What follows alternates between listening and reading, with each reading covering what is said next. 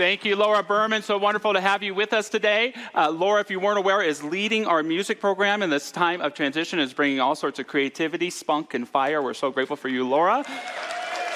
Randy Chavez, everybody. Bijou Barbosa. Mike Marlier. Mr. Rob Lowe. Greetings, everyone in our sanctuary today. Greetings to everyone watching online. Anyone notice some new life when they came on the campus today?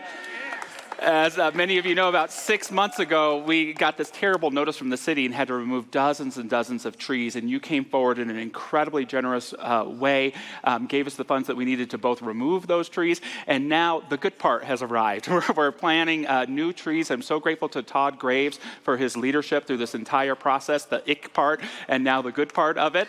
And there are more to come, and there'll be more emails on the types of trees. And we're going to get a big plaque to thank everybody, but we're just so grateful. Welcome to Mile High Church. This is a spiritual community where we believe that spirituality shouldn't be a compartment in your life, that your spirituality should inform each and every area of yourself and your life.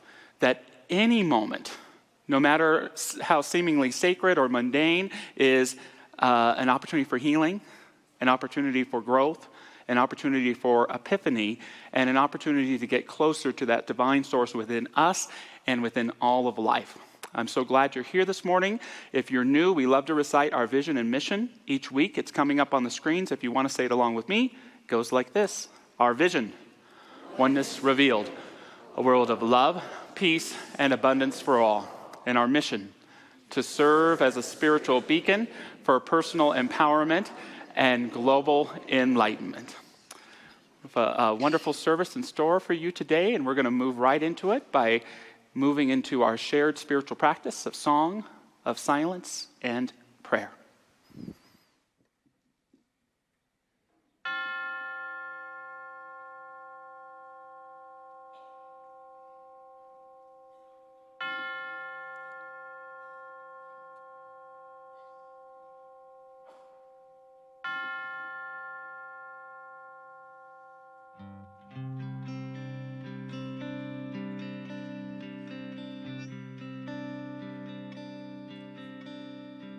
Surely the presence of God is in this place.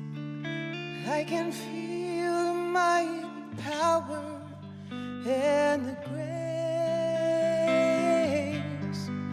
I can hear the brush of angel wings. I see glory on each face. Surely the presence of God is in this place.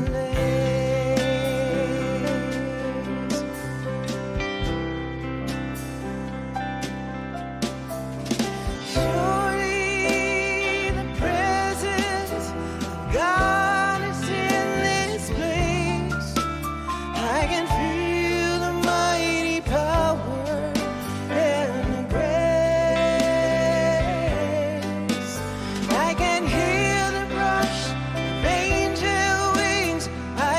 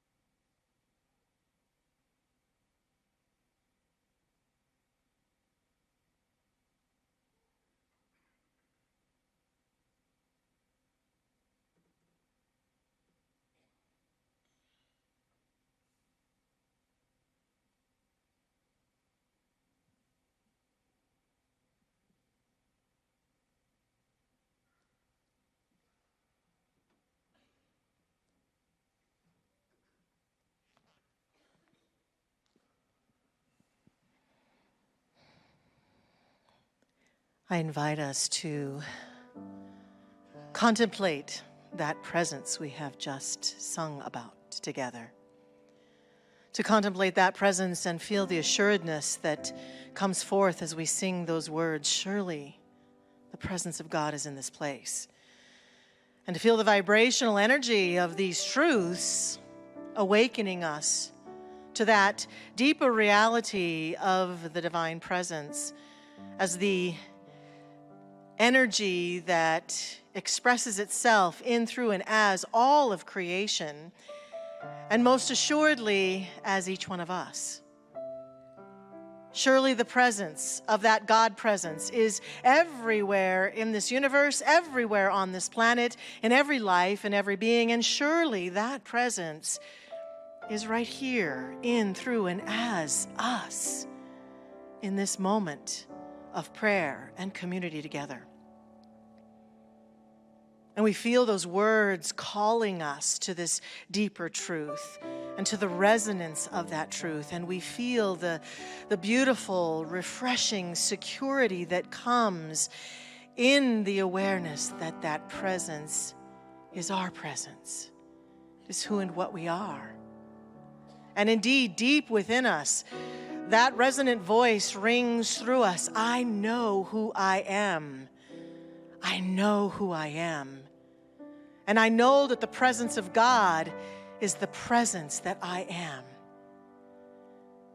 Yes, this world of form is a part of that, yet the deeper reality, the deeper aspect of us is this inner place of contemplation, an inner place of awareness that we allow ourselves to have right here and right now.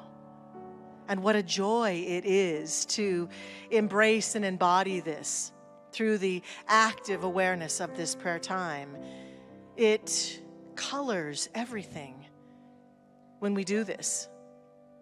Our true colors shine forth through us as we see ourselves and our life and each other and this world that we share. And the colors of that truth are the colors of love and peace and wholeness, abundance and joy that abound. I declare that they abound within and as each one of us this day in this service and through all of our life. They are the truth of us. And I'm so grateful to see this, to proclaim this, to accept this as our truth together right here and right now. And I release this prayer in absolute faith and trust. It is done, and so it is. Amen.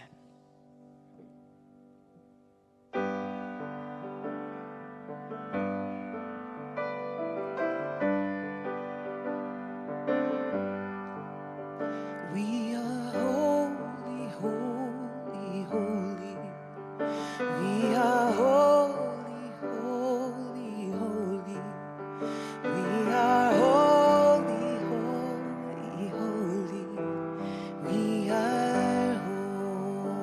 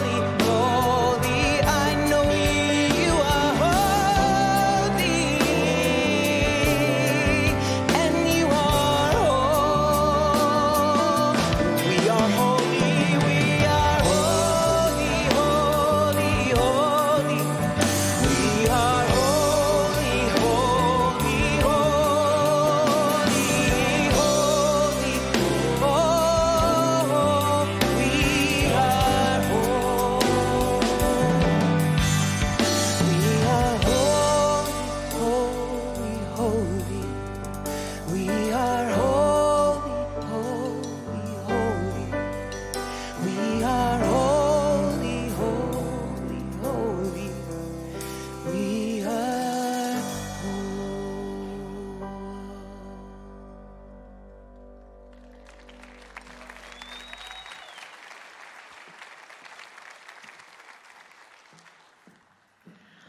We have two readings today to support Reverend Josh's message. The first one comes from Brené Brown. She tells us joy comes to us in moments, ordinary moments. We risk missing out on joy when we get too busy chasing down the extraordinary. And from the founder of our teaching, Ernest Holmes, the secret place of the Most High is at the heart of your own being. The tabernacle of God is within you. Everyone who thirsteth may come and drink.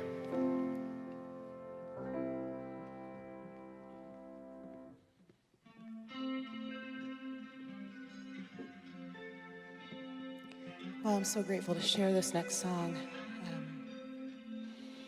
It shines a light on how we can get caught up in all of the things. We're human. But to remember that the love of Spirit in and through us, we're cut from that love cloth, is better, really, ultimately, than all those things. All the money that the world could hold, mountains made of solid gold, riches that could buy my dreams. You are better than all these things. The prettiest face to turn their eyes, beauty that could hypnotize, the open doors that looks may bring. I know you are better than all these things. Oh, your love is better than life. You are the well that won't run dry. And I have tasted and I have seen that you are better than all these things. The power that can shake a room, most important one in every room, status matched by only kings. Oh, you are better than all these things. Oh, your love is better than life. Oh, you are the well that won't run dry. I have tasted and I have seen that you are better than all these things. Your love is better than life. I know you never run dry.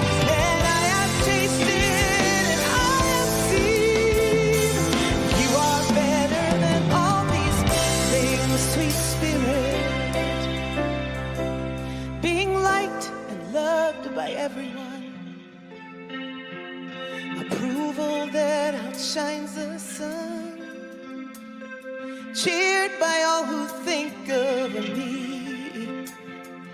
You are better than all these things. Oh, your love is better than life. Oh, you are the well that never runs dry. I have tasted and I have seen. I know that your love is better. Yeah, yeah. Your love is better than life. Oh, you are the well that never runs dry. Spirit,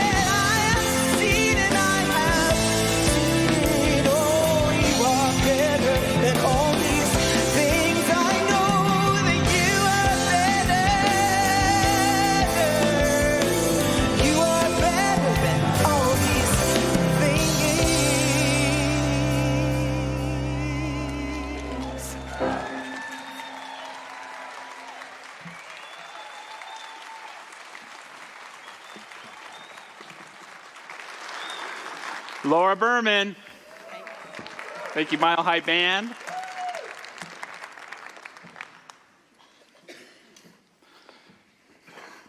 Graduates, your acknowledgement is coming up. Oh, we'll do it more than once. Where are our graduates today? Our brand new ministerial graduates, our practitioner graduates, our Holmes Institute graduates. We're so grateful for you. More to come. We have a wonderful ecclesiastical graduation coming up tonight at 5 p.m. It is also my honor to introduce and announce our next major speaker coming to Mile High Church October 3rd. Valerie Kaur is coming to Mile High Church. Valerie Kaur wrote an incredible memoir a few years back called See No Stranger. And has anyone noticed that this thing of othering and being othered is kind of a thing in society today that needs to stop? That needs to end. We have to learn how to come together with a higher consciousness while holding to our principles and values. And Valerie is an incredible example of that. And so all this month, there's early bird pricing for that event in October. And today only, you can get the book if you buy your ticket. And so we're so grateful to have that. Thanks for everyone that's putting that event together. Question, turning back the clocks a little bit this morning. Do you remember the first time you fell in love? Do you remember the first time you fell in love? I don't mean your crush on David Cassidy, Leif Garrett, Kirk Cameron, the Red Power Ranger, whatever it was. I meant real love. I was 19 years old. I had just moved in to my first apartment. And my friend, who I didn't like calling my girlfriend, was there with me. We've been seeing each other off and on for a few years, and I was snooty, to say the least. And she's at my place that day, and she's probably talking about music, and I'm responding with how much better my music is than hers. And she's probably talking about a book or a movie, and I say, well, did you read or did you see this? And at some point, very quiet and polite-like, she says, I'm leaving. And I was immediately overcome with immense anxiety, with a kind of panic. My palms started to sweat. I wondered, do I have malaria? And I could hardly get the words out. I said, please don't go. And she looked at me and she said, huh?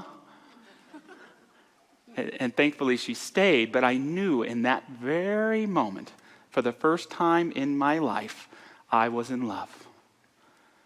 There's this divine contradiction about love. It's warm and fuzzy, and yet it can also be painful, cruel, panic-inducing. And there seems to be this tension inside each of us that love, intimacy, closeness is what the majority of us want more than anything in our lives, and yet many of us are the first to repel it, to say no to it, to fear it.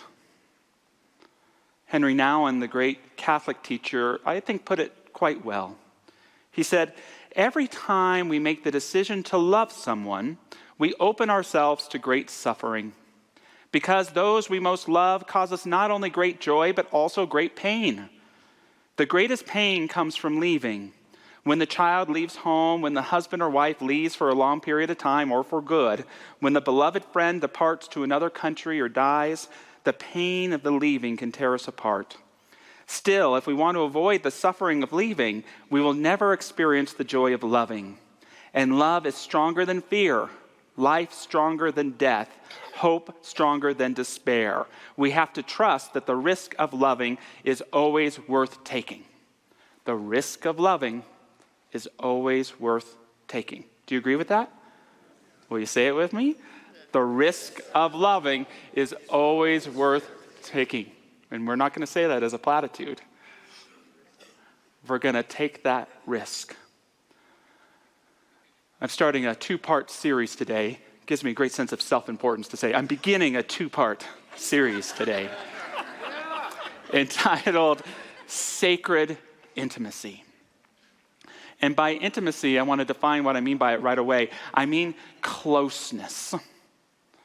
I want to talk this week and next week about growing closer with our God, growing closer with life, growing closer with ourselves, growing closer with others.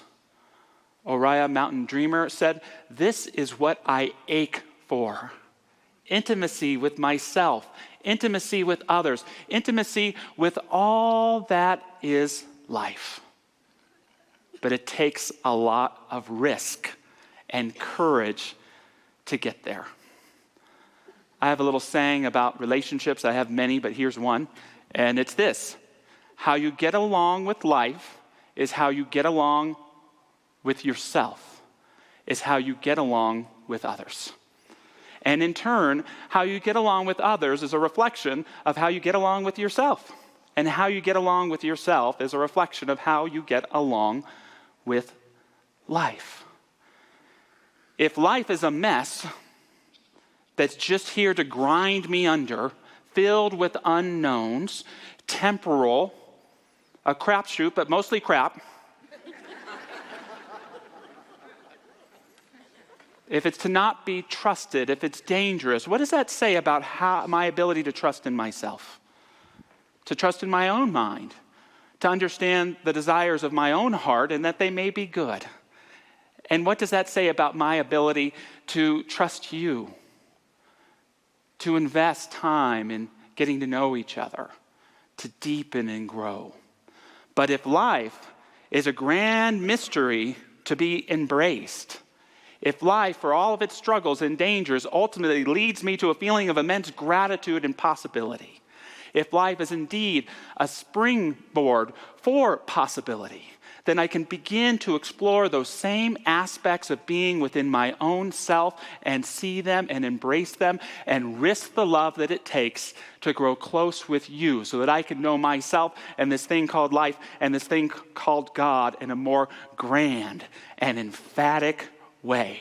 God, not in a compartment, each and every area of my life, each and every relationship, closer and closer and closer. My message today is don't be afraid to be intimate. How to always stay cozy, I like that word, with the heart of life. How do we grow closer with life? The key word for me is resonance. Resonance. Resonance is the statement about my relationship with life. It's a statement about my rapport with life. It's a statement about my trust in life. It's the recognition that I need my life to show me who I am, and life needs me to become who I am so that it can realize itself in grander ways. Resonance is when that which is at the heart of life resonates with what is at the heart of our own being. It shows up most effectively as those wonderful little synchronicities. Discovered this book, and there was a line in it just for me, just what I needed to hear. I throw on some tunes. That's the perfect song for my day. I am so grateful that God gave me these friends. I don't know where I'd be without them. How about that? Just when I needed that new teacher, that new mentor, that new person that had that principle of the very thing I'm looking for, they showed up. That's growing close with life when we are co-creating with one another every day with epiphany and grandeur. Growing closer with ourselves takes a hell of a lot of honesty. It's that ability to tell ourselves the truth, not just the hard truths, but to acknowledge the spiritual truths. It's pretty easy for me in the morning when I'm in my practice of meditation and prayer and I'm reading a really cool spiritual book to say, hey, I'm whole, perfect, and complete, darn it. I am a divine child of God. You know when it's not easy? At 11:30 at night when I've spilt some wine on my shirt and I've eaten all the peanut butter M&Ms. But that's what spirituality in all of our life means. That guy on the couch who's fallen asleep in the middle of eating his burrito is a child of God too. And we have to be willing to again, tell ourselves the hard truths, but also tell ourselves and admit those spiritual truths. That spiritual truth that you are the only sacrament you will ever have for experiencing life. You'll never have it, anybody but yourself. Your own mind, your own heart, your own body, your own understanding. It's up to you. Not only to be responsible to taking care of those mediums within yourself, but to admit how grand and how great you are. Walt Whitman, in his Song of Myself, said, "Stop this day and night with me, and you shall possess the origin of all poems. You shall no longer take things at second or third hand, nor look through the eyes of the dead, nor feed on the specters in books. You shall not look through my eyes either, nor take things from me. You shall listen to all sides and filter them from yourself." You are that important. You are that sacred. You are that unique. Grow closer, closer, closer with yourself. How do we grow closer with others? Risk. Courage. The risk to love. The courage to put yourself out there. The willingness to be, not to try to take advantage of people or not to try to get people to meet your articulated needs, but to have the risk to open yourself up to helping them articulate and meet their own needs, trusting that yours will be met in the process. That willingness and that courage to connect, to deepen, to be more intimate. So all that being said, in terms of sacred intimacy, first step, let's get intimate. Let's get intimate. Let's get closer. I had a wonderful relationship with that woman who I fell in love with. It lasted about 3 years, still heart connected today. Her feelings changed before mine did. And it was easy at the time to say, well, we were going in different directions. Or we just grew further and further apart. But the honest truth is, we didn't have the tools to grow close enough together. I wish I would have had the courage back then to let her know how much I really did love her, admired her, how much better my life was for having her in it. And I wish I had the courage to admit my flaws, that I was always keeping my options open because I was afraid that things wouldn't work out. That I'm afraid to tell her about my fear of rejection and abandonment because she's going to think I got a bunch of issues and I got to get away from this guy. But as we all know, if we don't tell our secrets with our word, they still tell themselves in our behavior, in our disconnection. We can grow more and more intimate with one another by identifying those opportunities to take that little bit of risk, to take up that little leap to connect. Have you ever noticed sometimes in your life that you can be more intimate with someone you bump into at a grocery store than someone who's living in your own home? It's an interesting phenomenon, right? And I'm going to talk about it in a little bit because our most intimate relationships are often filled not with closeness, but with artificial harmony. Artificial harmony. And one of the things I think we practice all the time, and this again is that divine contradiction in ourselves, that part of us that wants love and closeness and that part of us that wants to run the heck away from it. We have in every opportunity, in every relationship, opportunities to take our intimacy on-ramps or our intimacy off-ramps. Our on-ramps and our exits. Every interaction has the opportunity for those. What are some examples of those? We've got a slide. We'll check it out together. Intimacy on-ramp, sharing affection. I love you so much. You mean so much to me. I'm so grateful for you. Intimacy off-ramps, withdrawing or superficial affection. You know what I'm talking about when I say superficial affection? Transactional. I'm supposed to say this to you right now. Not here. Articulating the problem with possible solutions. is an intimacy on-ramp, that risk to trust you enough to share that I'm going to admit a problem to you and trust that you're not going to reject me or run out of the room. Intimacy off-ramp, talking to someone else about the problems in the relationship, because that always fixes it. Intimacy on-ramp, creating shared space to connect. Intimacy off-ramp, I'm sorry, this is more Josh than Reverend Josh, texting. If it's serious and emotional, please don't text me about it. Let's create space. Let's create a container of listening where our feelings can breathe and express ourselves, where there's a sense of sanctuary and security that even if we leave upset, we know that our relationship is always grounded in love. I don't think AT&T has figured that out with how to do that with text messages yet, much less Facebook. Intimacy on-ramp, listening with curiosity and the desire to understand. Intimacy off-ramp, judging, creating stories instead of asking questions. This argument I've been having with you in my head for the last 2 weeks, I have solved, and here's the solution, right? No, that usually doesn't fix the relationship either. Intimacy on-ramp, asking for what you want. Have the courage, the risk to state your own needs, to state your own desire. Intimacy off-ramp, testing them to see if they do what you want them to do. It's a 2-week series, but I'm about to give you a little bit of homework, and here's the good news. Because it's a 2-week series, I'm not asking you to take all these intimacy on-ramps. I'm just inviting you this week to pay attention to your off-ramps. They're different and unique for all of us. Note when you're taking an off-ramp, don't beat yourself up for it. Don't judge yourself. Don't over-jump into an intimacy on-ramp, because then it's going to seem weird, creepy, too much. Just be aware.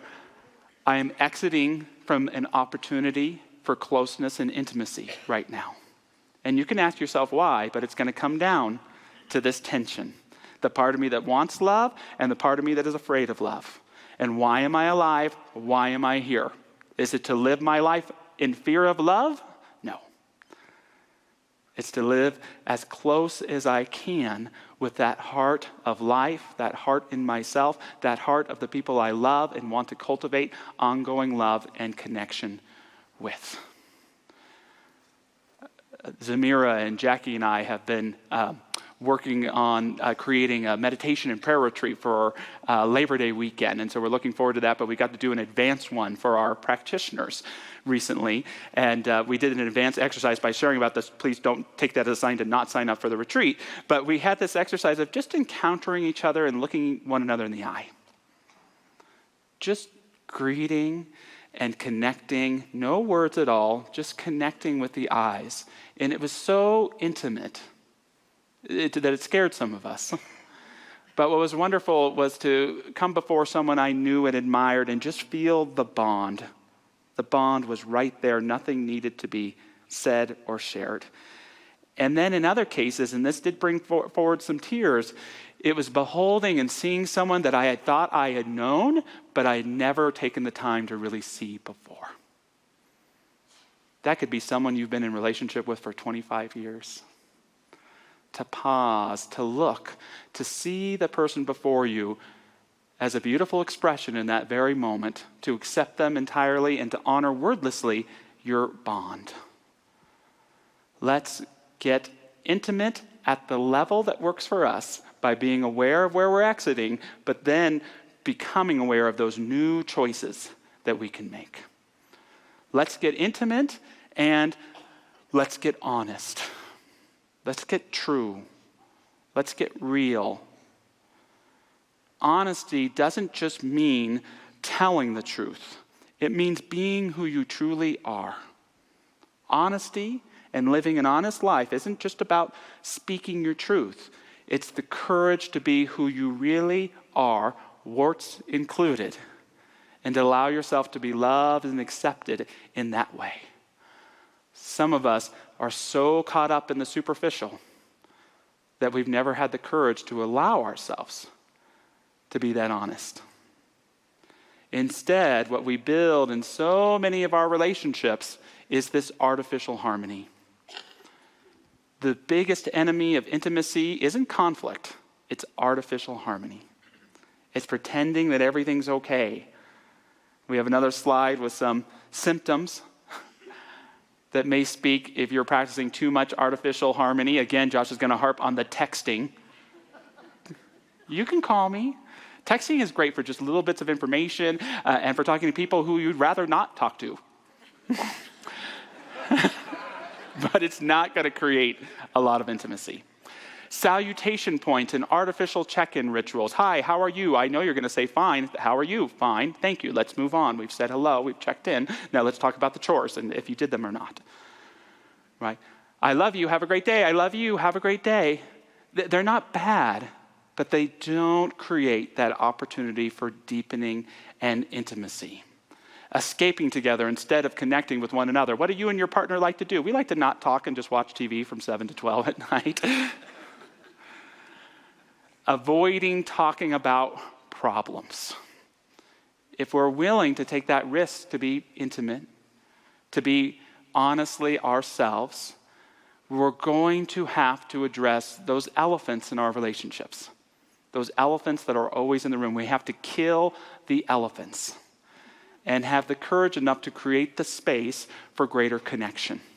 Sometimes we don't have the trust enough to do that, and that's okay, but that's where that opportunity is to build it over time, whether it's with our partner or our kids or our parents or our coworkers. There's always that opportunity to bring forth that new level of honesty, of intimacy, of closeness. To say, today, it's going to feel weird, honey, but we're going to turn off the TV and we're just going to hold hands and be conscious of one another. I'm going to grow closer with God this week, so I'm going to take out the headphones and take a walk every night at 7:30 p.m. and experience this beautiful springing Colorado. I'm going to turn off the secret lives of Mormon wives, and I'm going to journal. It's a good show, you give yourself some this stuff, but if your whole life is this artificial harmony that's built to try to escape, to try to unplug, to try to turn off, that's not the spiritual life. We want to turn on. We want to plug in. We don't want to get away. We want to find who we are by turning down the chaos and creating those honest experiences for intimacy and connection. I've been creating a class, I love it so much, about Ralph Waldo Emerson called Emerson and the Invention of the Possible. And he wrote a wonderful essay, probably my favorite one, called Friendship. And in it, he says something I love. He says, we have a great deal more kindness than is ever spoken. We have a great deal more kindness than is ever spoken. The whole human family is bathed with an element of love like a fine ether. How many persons we meet in houses whom we scarcely speak to, whom yet we honor and who honor us. How many we see in the street or sit with in church, whom though silently we warmly rejoice to be with. Read the language of these wandering eye beams. The heart knoweth. Part of living honestly is recognizing the good in everyone. They may have lost it. They may have distorted it, but that trust, that affection, that deep affection within me is in you too. And with the right trust, we can build and experience and grow in it together. Let's get intimate. Let's get honest. And lastly, let's get responsible. There's a sacred text in my life. It was the first ever Spider-Man comic book. And in his origin story, there's a powerful statement. With great power comes great responsibility. It's just as true when it comes to intimacy. With great intimacy comes great responsibility.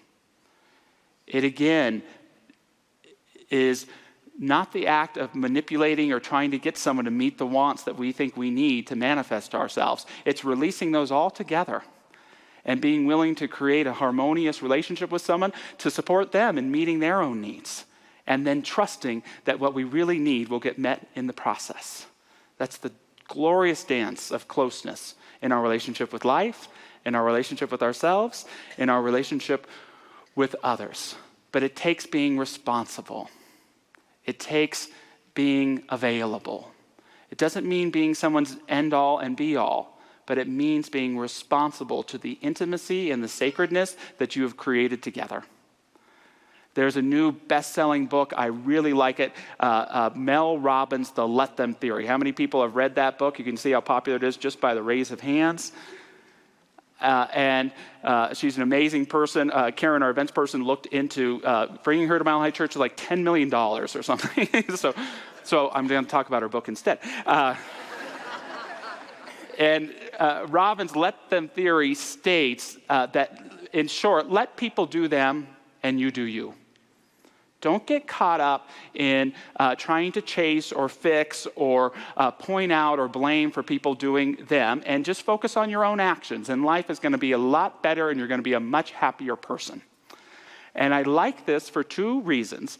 The first is that those of us who are kind of fixy, a little controlling, who think we know the direction other people should be going, it's good for us to back off and mind our own business.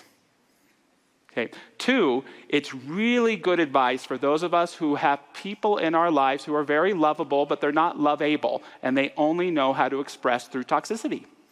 And everything they do, if we're following up on it, winds up us living in the realm of their problems instead of in the heart of our own solutions. And so the let them theory is perfect because it says they're going to do what they do regardless. Focus on your happiness, your well-being. Don't go down there. Keep rising up. That's where it's great advice. Here's the problem. When I wrapped up that book and I turned the last page, and it's a wonderful book, please read it, my comment to myself was, please don't let me. Please don't let me. I want to be responsible to you. I want to be accountable to you. The intimacy and closeness that we share is really important. And if you just let me when I've hurt you, or haven't heard you, or didn't call you back, or wasn't present for you in the right way, it's going to damage our ability to be close and connect with one another. So when I don't call you back, please let me know. When you don't feel like I heard you, please let me know. Again, I'm not here to be your be-all and end-all, and boundaries are really, really important. But I value the intimacy we share so much that being responsible and accountable to you is a top priority. So yes, let the toxic be toxic, but where you have closeness and where you have honesty and where you have intimacy, step into that responsibility where you let each other up instead of let each other go. Know that truth for yourself, and you will continue to build the best relationships possible that will allow you to know and relate with yourself better and this thing called life too. To close with another quote from Mariah Mountain Dreamer. She shares, I want to live with deep intimacy every day of my life. I am guided, sometimes driven, by an ache to take the necessary risks that will let me live close to what is within and around me. And I am sometimes afraid that it will be too much, that I will not have or be connected to whatever it takes to be with it all, to bear the exquisite beauty and bone-wrenching sorrow of being fully alive. So moving into prayer, inviting any of our incredible prayer practitioners to stand with me. These folks are available for prayer in front of the stage after service. Honoring that spirit that the mystics tell us is closer to us than our very breath. I invite us to move prayerfully in the spirit of what Ralph Waldo Emerson defined prayer as, the contemplation of the facts of life from the highest point of view. Honoring our relationship with Spirit in this moment, let it reveal to us that panoramic view, that whole perspective that can see a thread of truth and of love and gratitude and meaning and connection moving through all of the relationships, experiences, ups and downs of our lives. That golden thread of Spirit that is always with us, always for us. And may we ask ourselves, how can I deepen in this closeness? How can I get closer to God? And what can I do in my heart right now to allow God to come closer with me? Knowing we are fully entwined in the oneness no matter what, but sometimes we forget it. I invite us as well in this grand point of view, this panoramic view, to see ourselves in this thing called life. How can I better be there for myself? How can I move closer within the feelings and the desires of my own heart? How can I best build a greater trust in my mind and myself so that my words, my acts, and my feelings are in perfect harmony together. And how, in relationship with this grand spirit, in better truth and responsibility to myself, how can I now allow myself to grow closer with those people I care for the most, or with anyone that I encounter?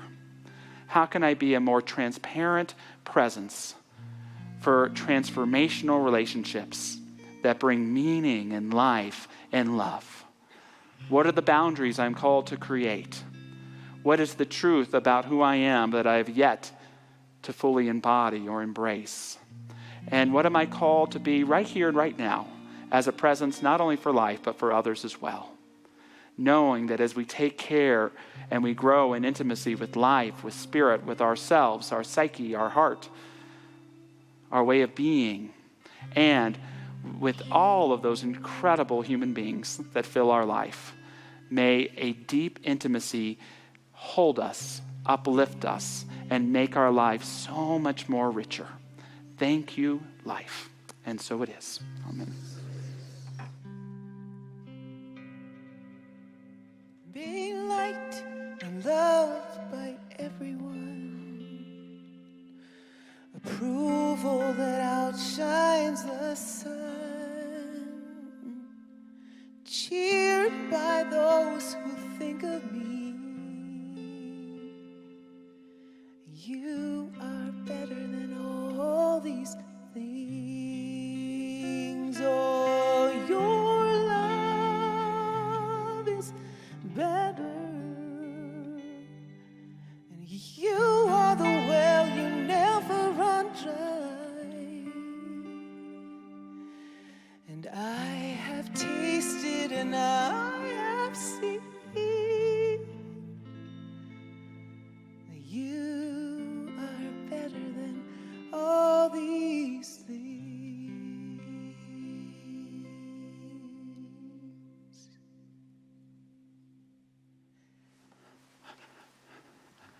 Thank you so much, Laura. Thank you, Randy. As we move into our time of offering, we have something really special, a special rite of passage taking tonight at 5 p.m. It's something we call our ecclesiastical graduation. And so if you are one of our practitioner graduates today, will you stand or identify yourself so we can honor you for all of your hard work?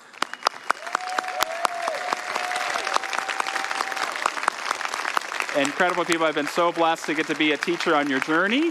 And if you are one of our ministerial or Homes Institute graduates, will you stand so that we can acknowledge you here on Sunday morning today? These are some of the most powerful, transformational beings that I've ever had the honor of knowing, and I am so excited for our Science of Mind movement, that it has demonstrated you to articulate its principles in newfound and relevant ways to make this philosophy meaningful, to help it grow, and to change life. So thank you all for your incredible yes. You are all amazing. And so grateful to have them. Thank you for all the money you give to the church. We're really grateful for it. There's all sorts of ways to give that are coming up, and you can learn, and everything that you invest, we hope to spend in ways that expand the Mile High teaching and mission to run our programming, et cetera, et cetera. We are so grateful. So with that, invite us to take our gifts and bless them. And there's an offering blessing we can all say together. It goes like this: divine love, as me, blesses and multiplies all that I am, all that I have, and all that I circulate. And so it is. Well, I do hope you join us tonight at 5. I'll be here singing, and Rob will be here, and Tom, and what an honor. Let's get a little grateful here. It's not always easy to see the good when it doesn't look the way I think it should. I know what it feels like when a smile don't feel right. Even the stress of a million cares can't cover the blessings you put everywhere. It don't take rose-colored glasses to see the gold in the madness.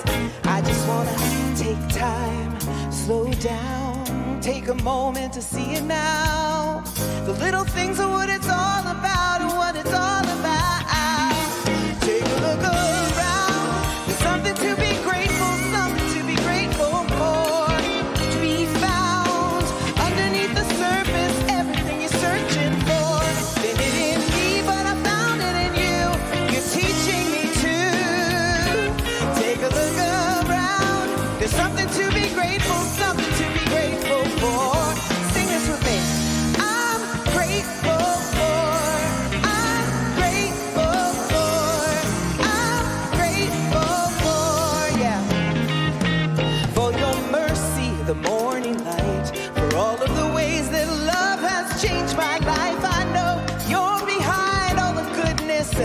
never wanna forget it. When the sun don't shine and morning light, the tears fall down my life. You're always there to remind me. Take a look around. There's something to be grateful, something to be grateful for, waiting to be found underneath the surface. Everything I'm searching for, I found it in me and I found it in you. Oh, you remind me to take a look around. There's something to be grateful, something to be grateful for. Here we go. I'm grateful for, I'm grateful for, I'm grateful for. In the morning, I'll be grateful. In the evening, I'll be grateful. Right here, right now, I am grateful. Come on, Randy.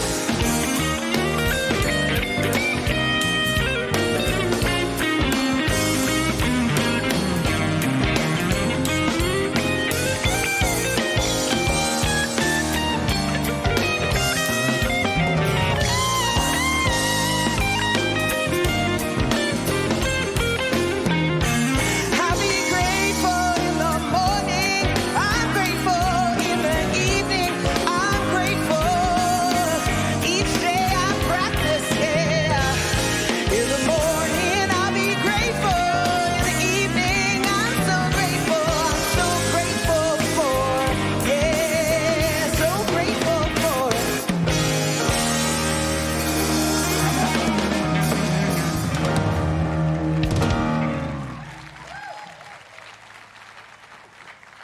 Oh, thanks so much, Laura. Beautiful, beautiful. Hey, if you are here for the very first time today, or maybe this is your second, third, or fourth Sunday, and you haven't yet stopped at our Welcome Center right in the center of the lobby, we hope that you will do that. We have wonderful volunteers there who can answer your questions, help you find out more about our community, and a really lovely little bag of goodies to take home with you. I'll be there too to answer any questions. Please stop by and see us. And now I want to celebrate and acknowledge and bring forth, I think they're already behind me. Yep, they're behind me. Our wonderful, amazing, talented, fantastic youth director is here, and she's got some special young people to present to us. Stacy Butters. Thank you. I'm going to have Michelle just follow me around and introduce me everywhere. I am so excited to be with you to announce our high school graduate scholarship recipients, Royer Shelton and David Miles.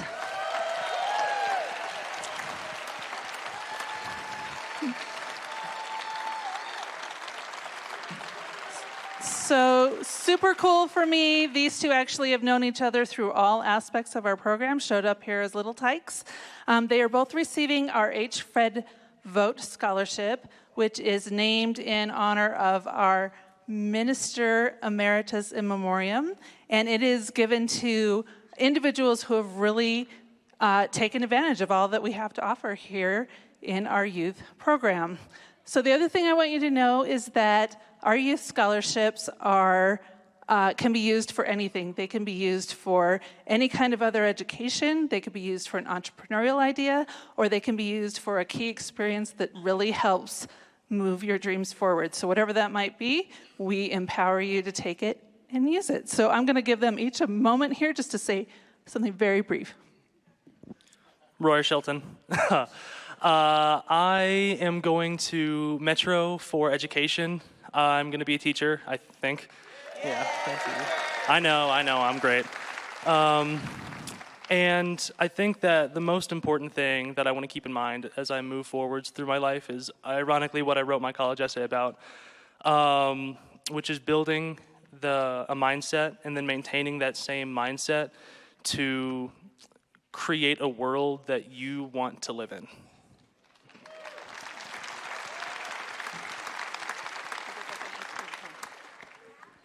Hello, my name is David Miles, and I'm thinking about going into trade school to learn HVAC, which is AC systems and heating.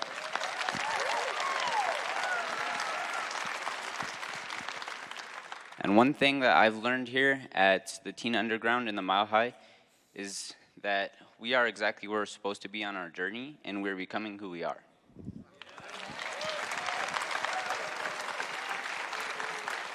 All right, so proud of these two and all of our graduates, and we're going to sing for you now.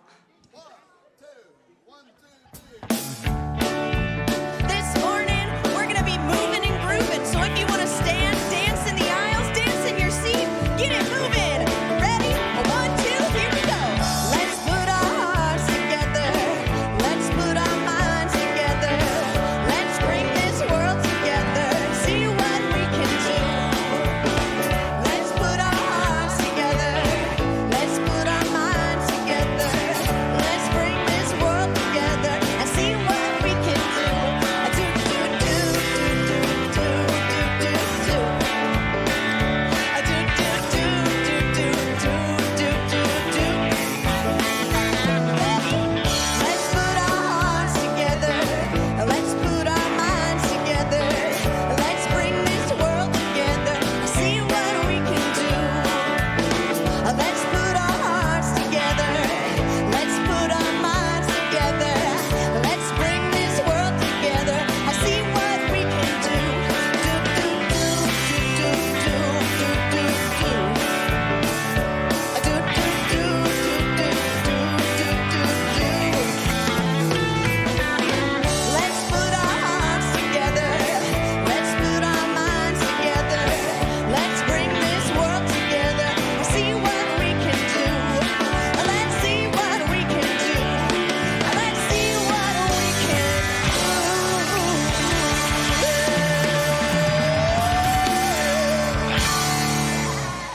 Let's give these kids a round of applause, everybody!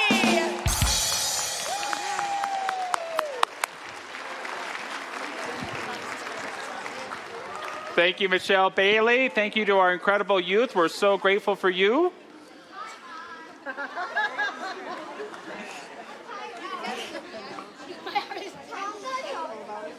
In many of these instances with these scholarships, it's your donations that fund them. So if you're ever interested in funding one of these scholarships, please see me or Stacy. We'd love to talk with you more about it.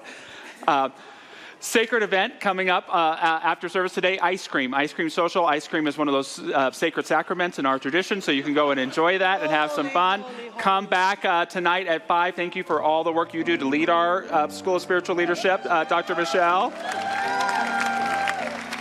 And midweek renewal is coming up Wednesday. One other announcement I want to share with you. We are adding 2 wonderful special focus ministers to our ministerial team here at Mile High Church.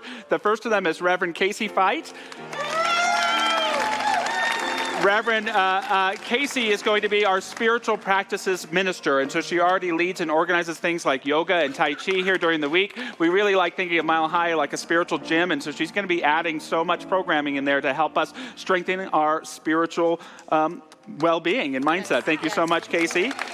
And this is Reverend Steve Kinsfather, who I think was born in the vacuum cleaner store where the church started many years ago. No, he goes way back, has so much institutional knowledge, and is going to be leading our affinity groups here, being the minister liaison for those, as well as assisting Dr. Patty with our incredible Wisdom Keepers ministry. Steve is a great guy. It's so good to welcome another dude on the team. It's been a little while. And he has just such a heart and love for the people and for this place. I'm so grateful for both of you. Thank you so much for joining our team. With that, if you can, repeat after me. Something wonderful is happening to me right now. Something wonderful is happening to me right now. It is this thing called life. Life is in my mind, my body, and all that I do. I give thanks for it, and I accept it. Just the way that it is, and just the way that it is not. Thank you, life.